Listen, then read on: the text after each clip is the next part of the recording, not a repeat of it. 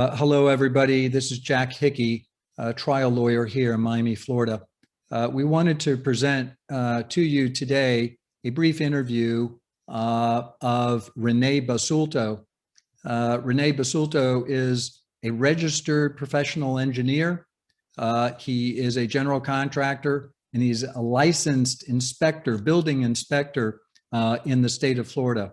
Rene and I have worked together on cases over the years. The engineers and other experts at Robson Forensic, which is where Rene works, have over the years worked with our firm, Hickey Law Firm here in Miami, Florida, in cases involving construction and construction defects. And hello, Rene, how are you? Very good, thank you, Mr. Hickey. So, Rene, the engineers and other experts at Robson Forensic have worked over the years, as I said before, with our firm, Hickey Law Firm here in Miami, on many personal injury and wrongful death cases. Some of these cases, Rene, have involved design and the construction of buildings. Some have involved spalling, which the public now knows is that concept where the rebar, the steel rods within the concrete are exposed, they rust, then they expand, then the concrete cracks even more.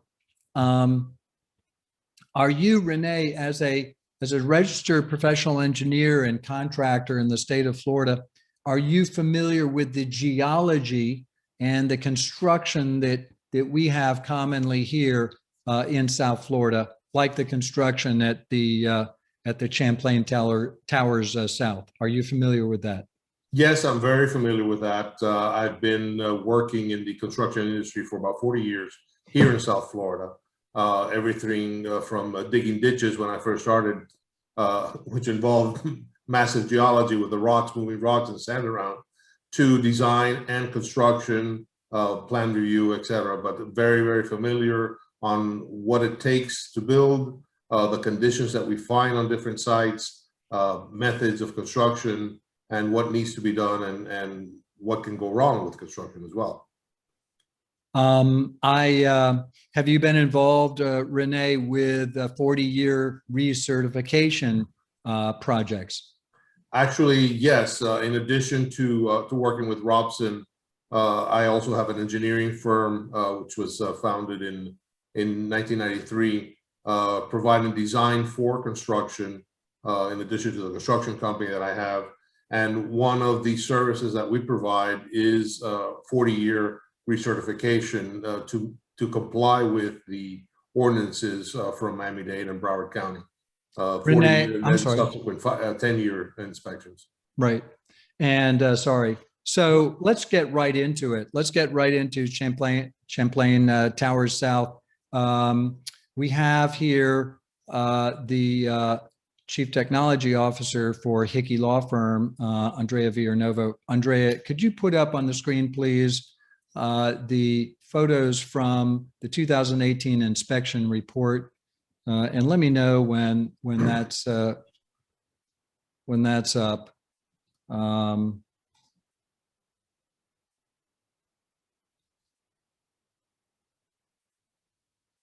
Okay, good, thank you. So, Rene, I guess my general question here to start things off and get right into the meat and potatoes of this horrible tragedy is, what are some of the factors that the forensic engineers are going to look at here? We're going to be looking at, once we're able to access the site, we are going to be looking at the actual physical, what's left of the site, what the structural components that are left are, what condition they were in. But we're also going to be looking at all the documentation that's available. This report in particular is one of the ones that we'll be looking at. It's probably the most recent report prior to the incident. And it just happens to outline several things and raises several flags that are of concern. And they recommend addressing them, but there's certain things that are major flags and that are showing deterioration and what could continue to deteriorate based on lack of proper waterproofing and physical damage to the structural elements. Rene, those of us who have been involved in condominium litigation, that is suing condominium associations, as I have, know that condominium associations, by law, they have meetings. And by law, they keep minutes of those meetings. That's notes of what takes place at the meetings. Correct. Are the minutes of this condominium association at Champlain Towers South, is that something that you would want to look at? One of the things you would want to look at to determine, what happened here and the overall circumstances about who's at fault? Absolutely. I mean, those are going to be crucial in determining what was done and more importantly, what was not done to prevent this from happening. The minutes will show if there was if the recommendations were ignored, or if they simply didn't have enough money, or it was delayed for any other reason. But it will show a significant amount of information that will help us in the investigation and determination of what actually happened. And also what the association was told and not told by engineers, right? Correct. So the wording of the report and what was conveyed to the board is also important. Yes. Right. And we know from the press, we know from reports that we have in 2015, there was a lawsuit by a resident saying, alleging you're not doing enough to maintain this building, and the rust and the spalling, right? The disintegration essentially of the concrete was mentioned in that. We have the 2018 inspection report. We have the photographs taken by the pool contractor who was called out to give a bid to do some renovation work on the pool, and took some photos 2 days before the collapse. We have a condominium president saying that he apparently must have minutes to back this up, that he told the board that they're not doing enough to maintain the building in this respect. We have a lot of these things. Is this paperwork and photographic trail, would you want to see this stuff in addition to the physical evidence now, or is that too much, or what would you like to see? Actually, that is maybe more important than the actual physical inspections out there. Unfortunately, the catastrophic nature of the collapse, what we're left with is just rubble. So it's very difficult to analyze and determine a cause or what could have been prevented or what could have been done to prevent it, better said. But yes, it will give us a very good insight of what was happening and what was not done that should have been. So Rene, you, I think, have a unique perspective on this, because not only are you an engineer, right, who designs things and draws things out and knows about loads and all that sort of thing. That's the theory. But you also are a general contractor. You've built things, correct? That is correct. Yeah. So and like you said, and I'm sorry to interrupt you, but like you said, something I can relate to, you started off by digging ditches, and boy, does that tell you what is below the ground. And without no joking, that is something that I think every engineer and builder should start doing. And I say that because I have dug ditches as in my 20s when I between years in college. That's some of the things I did. So that's, I mean, when you mention that as your beginning and as kind of, that's part of your education as far as what we're dealing with in the geology of South Florida, right? Absolutely. I mean, I've been fortunate enough to have been exposed to that type of experience, which many engineers have not been. I mean, and don't have that benefit that perhaps I have. There are others that have the same background and have had to do the hard labor before the theory. So, right. But yes, it does give me a unique perspective on how things are and what can happen. Now, Rene, there's been talk in the media about how this probably was caused by a multitude of factors, more than one factor, many factors together. Do you agree with that? And what do you think? Undoubtedly, it is. I mean, this is more likely a combination of factors that created a perfect storm that created a collapse. There's multiple things. The weather in the days preceding to it is more likely not contributed to it. The lack of maintenance, a lot of things, lack of proper warning or raising the proper flags. Everything. There's more than just one factor. So, and we've seen in the media this, we've seen people talk about concrete deterioration, the spalling. We talked about that. The fact that the first floor of this building flooded constantly. They couldn't keep pumps for more than 2 years. They'd have to throw away the pumps. They would burn out. They were going all the time. The fact that there was some sort of shifting or what's the word, subsidence? I know Subsidence, right? but nobody uses that word other than engineers or contractors. But water intrusion, storm drainage erosion, rising water levels, maybe a latent defect that is a hidden. Latent is a fancy word for hidden defect from design or construction. But the thing is, in saying that, Rene, are you saying? I mean, in my way of thinking, you can't know everything, but when you do go out to a building like this, like the guy that went out in 2018, he has to take all of these things into account, right? Or should, as many as possible. Yes, absolutely. For this type of inspection, all of those factors need to be taken into account. If you find a substantial crack, you need to perhaps investigate further and do chipping out and see where it's coming from and how extensive it is, how deep it is. If there's a spalling of the rebar and the concrete, you need to chip out and perhaps do a little bit more investigation to see how extensive it is and how it's deteriorating and what the rate of deterioration is. Sometimes it's difficult, but you need to look at those issues, all of those issues in great detail. It's not that you're just going out to see if a cursory inspection. You're there to determine, with its 40-year certification, you're there to determine and certify that the building is structurally sound and safe for continued occupancy. Let me ask you, so a lot of people have focused on this 2018 inspection, which may have been the beginning of the 40-year recertification process. And they focused on the fact that the engineer in the report made some statements to the effect that the building was deteriorating, was in bad condition.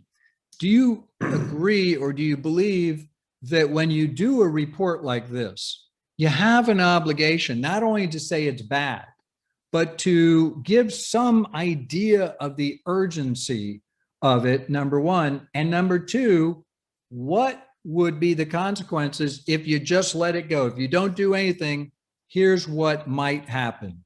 Do you agree with that? And can you comment on that? I do agree with that. On my experience, that's the way I do my reports and my investigations.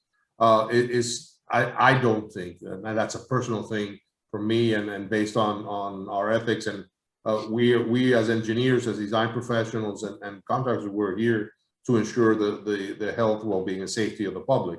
So if I sign something on a site which is in bad condition, I think it's part of my obligation to include in the report what can happen if it's not addressed. Perfect example, I just finished an inspection 2 weeks ago, and there was a concrete wall, which really wasn't a load-bearing wall. It was a wall that was serving as a fence on a property, and it had been hit by cars, and it was not structurally sound. And part of my report says, this is an issue, you need to repair it. Not only need to repair it, you need to repair it fairly quickly, because it has a potential of falling and injuring somebody. And my experience has been when something like that happens, there's always somebody around, and unfortunately somebody gets hurt. So that's something that needed to be addressed immediately before finishing the report, before finishing anything. And I usually issue even before issuing the report, if there are substantial issues with the property or the building, I will issue a deficiency list of items that are of concern and indicate in that deficiency list what needs to be done to correct it and what the consequences are of not addressing the issue. Right, right, right. So being specific is important. This is my takeaway from what you just said and from what you and I have done over the years. Number one, being specific is good, right? Absolutely. Expressing the urgency of it to the extent you can. And three, to describe, well, if you don't do this, here's what could happen. Absolutely. Correct. Okay. And what if, and I'm just looking at some notes that I made before we went on air here. What do you believe that that any report like this, for example, the 2018 report, should address what the condo association should do both long-term and short-term? The reports do address that issue. And again, going back to being specific with what the issues are, they need to address, there's a space, there's a form, the report has a form, each county and each municipality has a form, but the form always leaves space for comments. And in those comments, the way I do it and the way I think it should be done is that you address the issues and say, this issue is of immediate concern. It needs to be corrected. This is how it needs to be corrected. If it requires design, I will put on the report, you need to hire an engineer. It doesn't have to be us, but you need to hire a competent engineer to perform a design on the remediation efforts that need to be taken into effect. But you definitely need to outline in the report. Absolutely. We've also seen in the news something about the condominium, which was to the, I believe, immediately to the south of this, right over the Miami Beach line in the city of Miami Beach. And that may have been the 87 Park condominium that during the construction, which was somewhat recent, that there was a lot of vibration felt in the Champlain Towers south. Is that something that that as an engineer you would look into as a contributing factor, the vibrations created maybe unreasonably by the contractor of the adjoining condominium? Yes, that's something that needs to be looked at, and that will be part of a proper forensic investigation. Vibrations may have affected the foundation of this building. And there are certain things that we will look at. Records need to be kept if the building was properly constructed. There are vibration measurement devices that are put in place just for this particular problem or issue to determine if the vibrations being generated on your site from either pile driving or whatever it is that you're doing, compacting, are not large enough to affect the adjacent properties. So that's something that needs to be looked at. Yes. Sorry. Go ahead. Well, I was going to ask you, so these vibration detectors, is that something you think, first of all, the contractors on the condominium should have done, the condominium next door to the south, but also maybe Champlain Towers south should have done as well to know whether these vibrations exceed, some limit? If there was a concern, and apparently there was a concern and somebody raised the issue that the vibrations were significant, they should have invested in and done some type of measurement on site to see what the vibrations on site were. Right. Yes. Right. And then finally, so we've talked about the condominium to the south. We've talked about the condominium association for Champlain Towers. We've talked about the inspector / engineer from the 2018 report. Finally, City of Surfside. City of Surfside, there is some sort of email that's also in the press where an official, I believe a building official, City of Surfside, says to the condominium association after sometime in 2018 or shortly after 2018, says your building is in fine shape. What do you make of that presentation? If the official, and I don't know what he read or what information he had, Right. obviously it's just speculation. Anybody reading that report in 2018 that knows anything about construction, and I'm assuming the inspector's a competent individual, I would be hard pressed if I was to say it's in fine condition. There Right. are obviously several flags raised and several issues, even in the pictures. You can see it. The pictures inside the report, you can see that it's not fine. So it's, everything has to be taken in context, obviously, but if that's the case, it definitely wasn't fine. I don't know if he was privy to the report or he wasn't privy, but it definitely was not fine. Hey, Rene, thank you. Have we left anything out in this very short, very short, broad brush review of some of the issues here? Do you believe we've left anything out right now? No, we're still very early on. We're still in the process of search and rescue, hoping and praying that there are still survivors in Right. that rubble. But Right. knowing what we know now, I mean, it's still, which is very little. I mean, we're just relying on what's been given to us in the media outlets. We're speculating mostly at this point. Well, But we're speculating, but that, certainly anybody looking at this situation, certainly any attorney like myself looking at this situation is going to track down these various things. absolutely. There's a lot of things to track down. And frankly, as you know, because of the media attention, the intense media attention, we have materials now released days later, a week later, that sometimes takes months, if not years, to get. No, absolutely. And, yeah. It's unheard of to have a report come out so fast. Usually Right. it takes a while before we can have access to all that information. Right. But there are issues that if they would have been corrected, and it's a shame, if they would have been corrected, this would not have happened. I mean, there's a lot of issues. It could be attributed to maintenance. It could be attributed to many things. But it's an unfortunate and horrific. Horrible. What a crying shame Horrible. to think that it was predictable and preventable. Yeah, absolutely. Rene, I really appreciate your time. You and I have worked together in the past. Hopefully we'll work together in the future. Absolutely. And thank you for your time. And we may update this as time goes on and we learn more. My pleasure. Anytime. Thank you. Thank you, Rene Basulto.